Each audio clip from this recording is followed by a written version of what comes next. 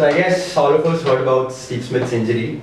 He got injured, cricketing world went into a frenzy, trying to understand the new concussion protocols and everything, and it was quite a coincidence that the concussion protocol would kick in right in August and Steve Smith gets injured right after, and that too at the behest of the Australian cricket board, right?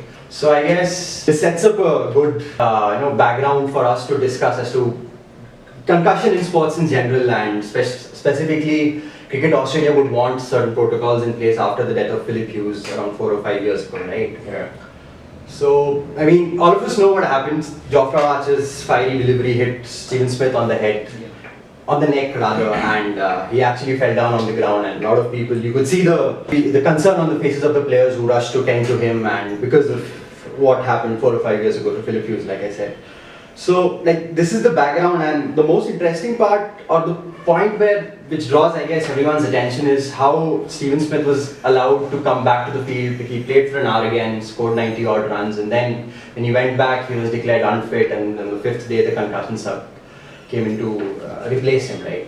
So, yeah. I mean, that's, I would feel like the best, like the most controversial part of it, wherein the Austrian doctors cleared him in the first place and then on the next day. But I think that's not that unusual, because the concussion management protocol itself has a particular process in which you have to treat a player who's injured, especially when it's concussion.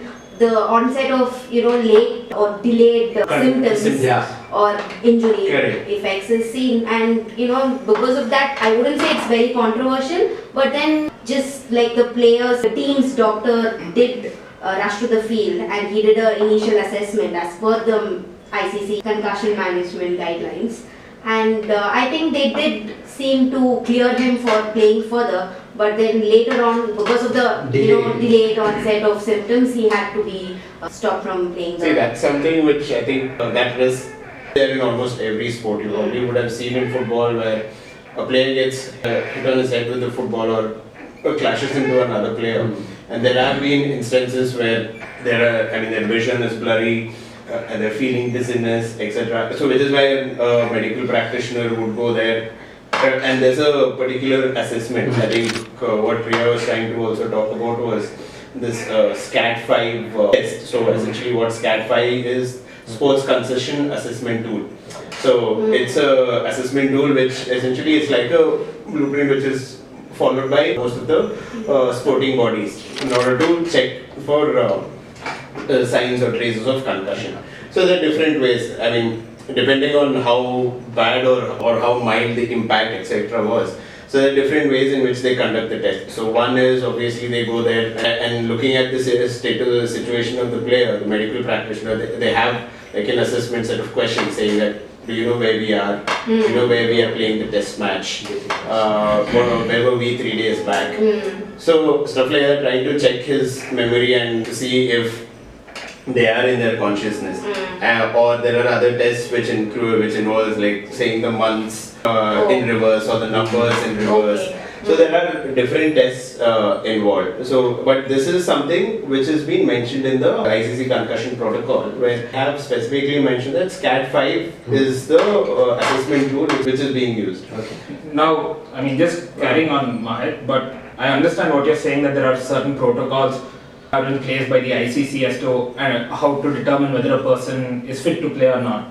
But I'd also like to just highlight on a point that Abhay and Priya brought up, that it was a medical doctor of the team who judged whether Steve Smith in this case was fit to play. Yeah. Now this itself is something we need to look at, because when you're talking about a professional who has to determine if a person is fit to come and play after getting maybe a concussion, and it can lead to something a bit more life-threatening also if Steve Smith wasn't fully fit when he came out. So I think what I'm trying to bring out is the neutrality of the medical professional who is actually determining whether a player is fit or not. Because if you take the case right now, I mean, Cricket Australia, even the teammates of Steve Smith would have wanted him to come play. So we don't know what happened in the dressing room. Given his performance in the previous matches. Exactly, and he was playing very well. He was on 80 something when he got hit. So, I mean, if you look at another sporting league, like the National Football League, that's American football. So there, what they do is the NFL, who is the governing body, they assign an independent medical professional to each team during a game. So if there is a game, say between two cities. So he's a neutral doctor. Is what No, so each team gets a separate doctor. So if there's a game between Team A and Team B, a separate doctor is given to Team A and a separate doctor is given to Team B. Now these doctors are commissioned by the NFL. The NFL, they have no relation with the teams themselves. Yeah. And if there is any injury that happens to a player there, including a concussion, then it is this independent doctor who needs to verify whether the person is fit to play or not. Now, maybe this is something, if in the Lord's Test match, if there was an independent doctor, he might not have let Steve Smith come out and play, because his main concern is ensuring that Steve Smith is alright and there is nothing. Because if something happened to Steve Smith, I mean, it's unthinkable, because Phil Hughes is also something that that's still fresh for a lot of people. Yeah, I mean, it was so like out of the blue all of a sudden, right? Yeah, exactly. Yeah, I think that's what, even looking at into the guidelines as well, what even these tests, what they indicate is also, is one, if a player is diagnosed with concussion, he will not be allowed to enter the play on the same day. So that's a clear rule which is mandated under SCAT 5. Okay. Right? And but again, here the key term is not suspected, diagnosed. Yeah. So that's where we'll have to see and also assess to what extent the teams are following and also keeping in mind interest of the team as well, which you rightly indicated. Which physician or anyone from Cricket Australia would have wanted Steve Smith to go out there and bat it out, right? Not to question that they would have been biased or anything, but then the element is always the there. pressure is still The definitely there. That's I'm not saying that someone said, hey, doctor Steve Smith go deliberately play. wanted Steve Smith to play, but then the idea is to ensure that whenever there is a possibility of a conflict of interest, it should be mitigated to as much extent as And possible. that's not addressed in the Even in the protocol protocols, right where now. the protocols explicitly say that the senior most member of the team's health officials would be attending to a player in case of in case of a concussion or in case of an injury that a player suffers at that point in time. So, I mean, that really, like you said, conflict of interest would be there. And